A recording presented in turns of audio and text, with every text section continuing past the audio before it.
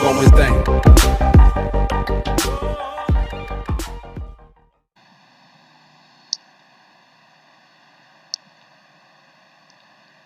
Baiklah, Assalamualaikum warahmatullahi wabarakatuh.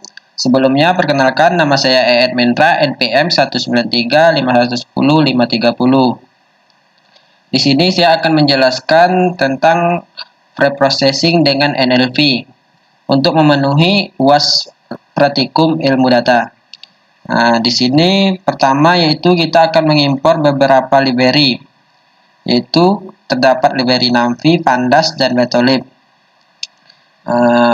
NumPy ini digunakan untuk memvisualisasikan array secara cepat dan mudah, sedangkan Pandas digunakan untuk mengelola data berkaitan dengan frame.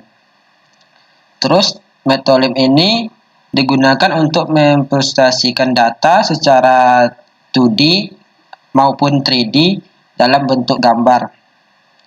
Nah, selanjutnya kita akan mengimpor dataset. Dataset ini digunakan untuk menyimpan data atau membaca file dari CSV. Contohnya ini yaitu tweets.csv. Tweets.csv ini berasal dari file Excel yang kita impor ke dataset. Terus selanjutnya delimiter. Delimiter ini berfungsi untuk membatasi atau memisahkan data, yaitu dengan kita masukkan koma.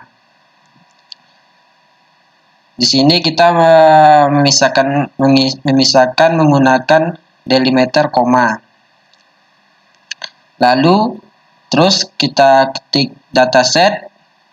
Di sini akan menampilkan data yang sudah tersusun di delimiter, koma.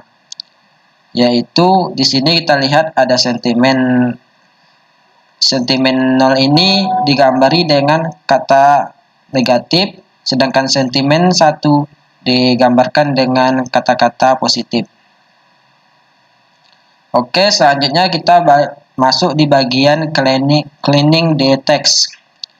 Di sini kita akan mengimpor regulation atau sebuah teks yang mendefinisikan sebuah pola sehingga dapat membantu melakukan pencocokan. Selanjutnya kita akan mengimpor NLTK, berfungsi untuk memudahkan teks dan digunakan pada machine learning. Lalu kita akan mendownload NLTK download stopwords, berfungsi untuk mengunduh data yang isinya sebuah kata-kata yang secara makna tidak berarti. Selanjutnya yaitu from NLTK corpus import stopword, berfungsi untuk mengimpor stopword ke corpus. Terus selanjutnya from NLTK stamporter, ini berfungsi untuk menghilangkan kata imbuhan, contohnya mendengar jadi dengar. Oke. For in rank ini adalah menandai data yang sudah ada seperti CSV, memiliki data 0 sampai dengan 1000 lebih. Lalu selanjutnya kita akan removing number and symbol, yaitu mengganti nomor dan simbol yang dibaca. Selanjutnya ada case folding. Case folding ini membuat semua huruf di CSV menjadi kecil. Lalu token leasing. Token leasing ini untuk memisah teks menjadi potongan-potongan yang disebut sebagai token kemudian dianalisa. Terus selanjutnya ada stemming. Stemming ini untuk menghilangkan kata infeksi, kata atau kata-kata imbuhan. Seperti tadi yaitu dengar menjadi mendengarkan atau mendengarkan menjadi dengar. Selanjutnya yaitu filtering all stopword Indonesia, digunakan untuk membuang kata tidak penting atau menyimpan kata penting dari token leasing ini tadi. Oke, ini dia. kata-katanya, ini chorusnya, ini all stop word. Oke, selanjutnya kita masuk ke bagian create the backs of words model. Digunakan untuk membuat back of dengan mudah atau digunakan untuk membuat back of model dengan mudah. Di sini CP atau convextorizer ini akan menentukan parameter 1500 supaya kita hanya memiliki 1500 kata teratas berdasarkan frekuensi kata antar chorus. Terus X adalah CP, Y adalah datasetnya.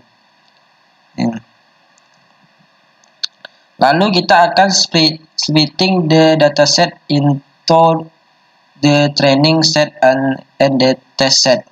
Di sini from scale model selection digunakan untuk mengevaluasi performance model machine learning. Sedangkan X-train, X-test, Y-train untuk menampung data source yang akan dilatih. Oke, di sini kita bisa melihat machine learning model selection.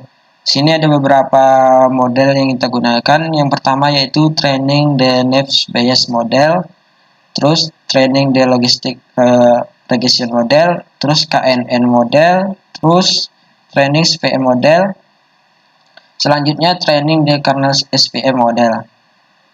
Terus training decision tree classification model. Terus di terakhir yaitu random forest classification model. Terus kita masuk ke bagian prediksi the text. Nah, di bagian prediksi ini kita memakai yaitu evaluasi random forest model, yang dimana Epworth skornya di sini didapatkan 0,897, sedangkan di bagian recallnya 0,897 juga, di precisionnya 0,897, di akurasinya 0,870. Oke, baiklah, mungkin itu saja yang bisa saya jelaskan. Apabila ada kata saya yang salah atau penjelasan saya yang kurang jelas, saya mohon maaf.